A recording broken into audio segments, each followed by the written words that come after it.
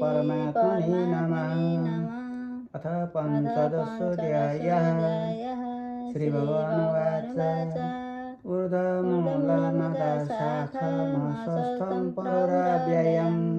छिन्दन्ति यस्य पर्णानि यस्तं वेद स वेदवित् अर्धस्वर्गं परश्रितस्तस्य शाखा गुणा प्रविरिदा विषया पर्वाला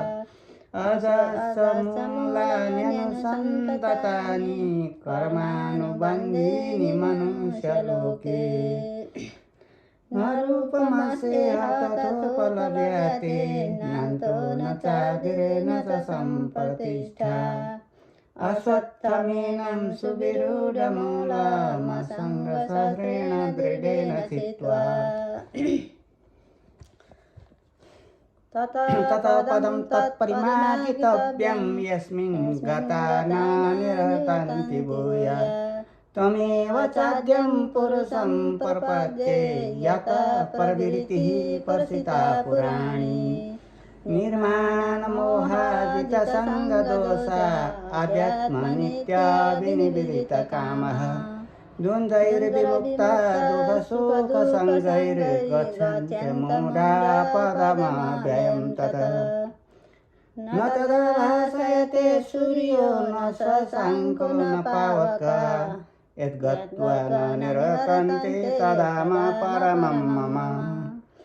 मम एवं सजीवलोके जीवभूतः सनातना मनसष्ठानीन्द्रियाणि प्रकृतिस्थानि कर्षति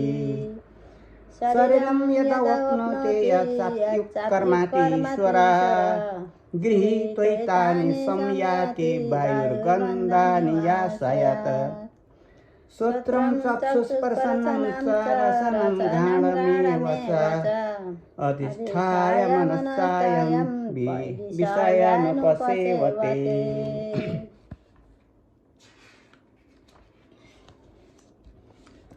उत्क्रामन्तं स्थितं वापि भुञ्जनं वा गुणान्वितं विमूढानुपश्यन्ति पश्यन्ति ज्ञानचक्षुषः यतन्तो योगिनश्चैनं पश्यन्त्यात्मन्यवस्थितं यतन्तोऽप्याकृतात्मानो नैनं पश्यन्ति चेतसः यदादित्यागतं तेजो जगदभासयतेऽखिलं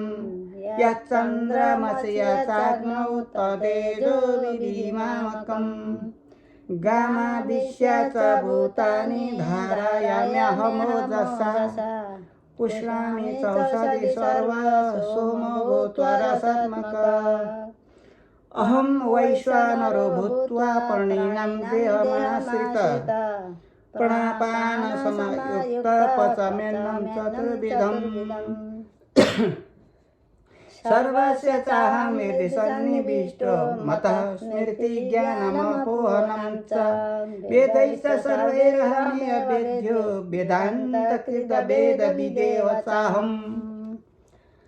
द्वविमो पुरुषो लोके क्षरश्चाक्षर एव च क्षर सर्वाणि भूतानि कूटस्थो क्षर उच्यते उत्तम पुरुषस्तन्य परमात्मेत्युदाहृतः यो लोकत्रयमविश्य बिभर्त्याव्यय ईश्वरः यस्माक्षरमतीतोऽहमक्षरदपितुत्तमः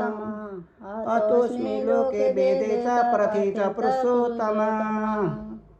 यो मामेवमसम्मूढो जानाति पुरुषोत्तमं स सर्वविद् भजति मां सर्वभावेन भारत इति गुह्यतमं शास्त्रमिदमुक्तं मया नघ एतद्बुद्ध्या बुद्धिमान् स्यात् कीर्त्यश्च भारत। ओम तत्सदिति श्रीमद्भगवद्गीतासूपनिषत्सु ब्रह्मविद्यायां योगशास्त्रे श्रीकृष्णार्जुनसंवादे पुरुषोत्तमयोगो नाम पंचदशोऽध्यायः। हरिं तत्सत् श्रीकृष्णार्पणमस्तु।